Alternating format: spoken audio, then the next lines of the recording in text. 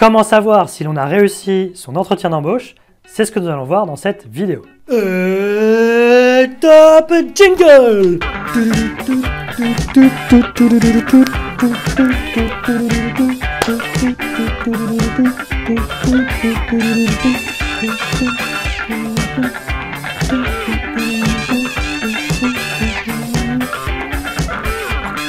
Salut les mecs, c'est Régis Recruiter pour vous servir. Et oui, dans cette vidéo, on va voir comment on sait qu'on a réussi son entretien. Parce qu'au final, on sort d'un entretien, on se dit peut-être oui, peut-être non, mais quels sont les signes qui font qu'on est sûr d'avoir réussi? Et bien on va voir ces 7 signes dans cette vidéo. Le premier signe, c'est la durée de l'entretien. Alors il n'y a pas de durée formelle, ça ne doit pas durer plus d'une heure ou moins d'une heure, mais en règle générale, si un entretien dure 1 heure et plus, c'est plutôt positif. À côté de ça, si vous avez un entretien qui a duré une demi-heure, 40 minutes, ça fait quand même un petit peu court pour cerner une personne, pour bien avoir une bonne image, une bonne vision de sa candidature. Après, il y a plein d'explications qui peuvent faire qu'un entretien a duré que 40 minutes, la personne était pressée, elle savait exactement ce qu'elle cherchait, du coup 40 minutes ça lui suffisait pour se faire un avis et pour être sûr que vous êtes la bonne personne. Mais statistiquement, plus un entretien dure longtemps, mieux c'est. Donc si votre entretien a duré plus d'1 heure, déjà on est sur les bonnes bases. Je mets quand même un petit bémol, moi j'ai pas mal de clients, plutôt du secteur bancaire, qui par respect, parce que les personnes se sont déplacées, ils avaient beau savoir depuis 5 ou 10 minutes, au bout de 5 et 10 minutes d'entretien que c'était KO, mais par respect, ils faisaient durer 1 heure. Mais ça, statistiquement, c'est vraiment très faible, donc si ça dure plus d'1 heure, c'est bon signe. Le deuxième signe qui fait que vous êtes sur la bonne voie pour être recruté, c'est l'emploi du futur plutôt que du conditionnel pendant l'entretien. Alors je donne un exemple, souvent on peut avoir comme question, par exemple, des mises en situation, et la personne va vous dire « Que feriez-vous si vous étiez confronté à ça ?» Que feriez-vous si on vous disait telle chose? Que feriez-vous dans tel cas de figure? Donc vous voyez, là on est sur du conditionnel. À côté de ça, si pendant l'entretien, vous sentez qu'on passe du conditionnel au futur, ou très vite on emploie le futur, du style vous serez amené à réaliser telle tâche, vous serez en relation avec telles équipes. Vous voyez, là on est vraiment dans du concret, c'est du futur.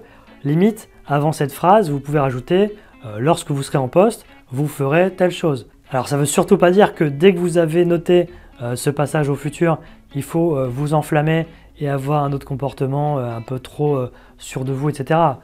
Bien au contraire, ça veut juste dire que vous êtes dans la bonne voie et qu'il faut juste continuer à se comporter de la même façon, à faire les mêmes efforts pour convaincre la personne. Le troisième signe, c'est un recruteur qui vous pose beaucoup de questions sur quels sont vos souhaits en termes d'évolution, qu'est-ce que vous voulez faire dans 1 an, 2 ans, 5 ans, où est-ce que vous vous voyez. Pourquoi? Eh bien parce que tout simplement, quelque part, il est en train d'imaginer, là encore on est dans le futur, il est en train d'imaginer le futur, il se dit inconsciemment, ok, ça peut être la bonne personne ou c'est la bonne personne, après je veux voir comment je vais pouvoir l'accompagner, comment je vais pouvoir faire en sorte que elle soit pas, qu'elle n'ait pas fait le tour de la question au bout de 6 mois et qu'elle n'ait pas déjà envie de partir au bout de 6 mois.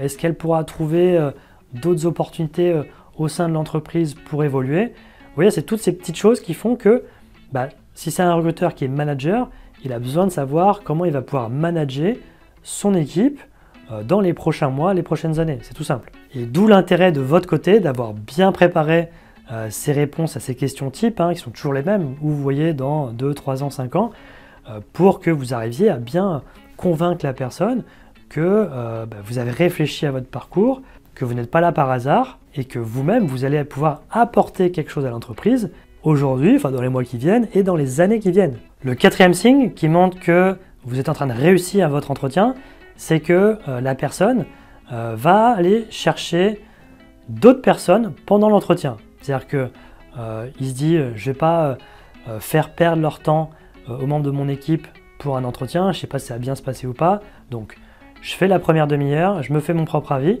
et ensuite, je fais venir d'autres personnes si jamais moi-même je suis convaincu. Donc vous voyez que c'est très positif puisque ça veut dire que lui-même est convaincu. Alors après pour vous c'est pas gagné puisqu'il faut encore convaincre les autres personnes. Mais vous voyez la démarche c'est que il se dit ok je fais venir d'autres personnes de l'équipe, ça peut être une autre personne, deux personnes, peu importe. Et après c'est pour voir principalement si le courant va passer avec les autres membres de l'équipe.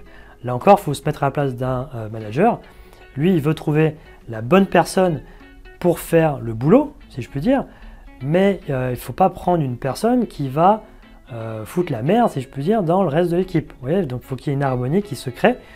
Et ça, il va pouvoir le juger, avoir un premier avis déjà pendant l'entretien en faisant venir les autres membres de l'équipe. Le 5e signe, c'est que le recruteur commence à vous poser des questions sur vos autres pistes.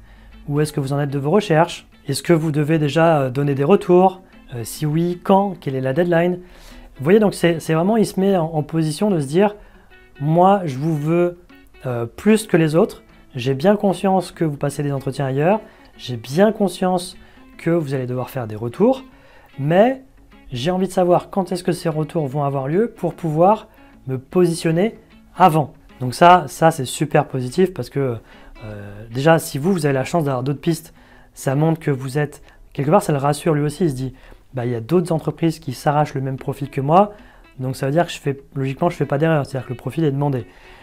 Alors un conseil que je peux vous donner, c'est que même si à l'instant T vous n'avez pas d'autres pistes, vous ne devez pas faire d'autres retours à d'autres sociétés, ça coûte rien de dire oui bah, j'ai d'autres pistes, etc. Enfin vous voyez, il faut se mettre en avant, il faut quelque part se faire désirer. Le 6e signe, c'est si vous avez des questions sur votre disponibilité, mais des questions très précises. C'est-à-dire que on ne veut pas savoir si vous êtes disponible dans... enfin déjà c'est un premier bon signe, on va dire. Si on veut savoir si vous êtes disponible à 2 mois, 3 mois, etc. Si vous avez un préavis. Dès qu'on commence à venir sur les questions un peu comme ça, c'est quand même super bon signe. La dispo, le préavis... Et après, si on est vraiment sur des dates précises, c'est-à-dire que, ok, vous avez un préavis de 3 mois, donc là, ça veut dire que vous êtes disponible début février, c'est-à-dire que c'est tout début février, c'est mi-février. Vous voyez, dès qu'on essaye de resserrer un peu tout ça et d'être vraiment dans du très précis, ça, honnêtement, c'est super bon signe. Et enfin, le 7e signe, c'est la discussion un peu type machine à café à la fin de l'entretien. C'est-à-dire que tous les points dont on a parlé ont été vus, la dispo, etc. C'est la fin de l'entretien. Et c'est limite au moment de partir, soit vous êtes déjà levé, soit vous êtes sur le point de vous lever. Ça part sur une discussion sur je sais pas, vos centres d'intérêt, etc. Et puis vous vous rendez compte que vous avez des centres d'intérêt communs. Et voilà, ça pourrait vraiment être une discussion, et c'est une discussion entre collègues à la machine à café, et qui montre tout simplement que le courant passe. Donc si tous les points de l'entretien ont été validés, et qu'en plus, à la fin de l'entretien, le courant passe, et ben ça y est, bingo, c'est gagné. Donc voilà pour les 7 signes. Si vous avez ces 7 signes pendant un même entretien, là c'est jackpot. Bon, ça sera quand même assez rare, hein. Mais voilà, si vous avez tous ces signes-là, vous savez que c'est fait. Si jamais vous avez ces 7 signes-là et que vous n'êtes pas pris, laissez-moi un commentaire sous la vidéo parce que je serais quand même curieux de voir ça. Pour moi, ce n'est pas possible. Alors les mates, pour avoir ces 7 signes qui arrivent en entretien, et ça se prépare un entretien. Donc vous avez tout un tas de conseils sur le site Réussir son entretien d'embauche. Vous avez des formations également qui sont accessibles. Donc allez y faire un tour. Vous êtes de plus en plus nombreux, donc ça fait plaisir.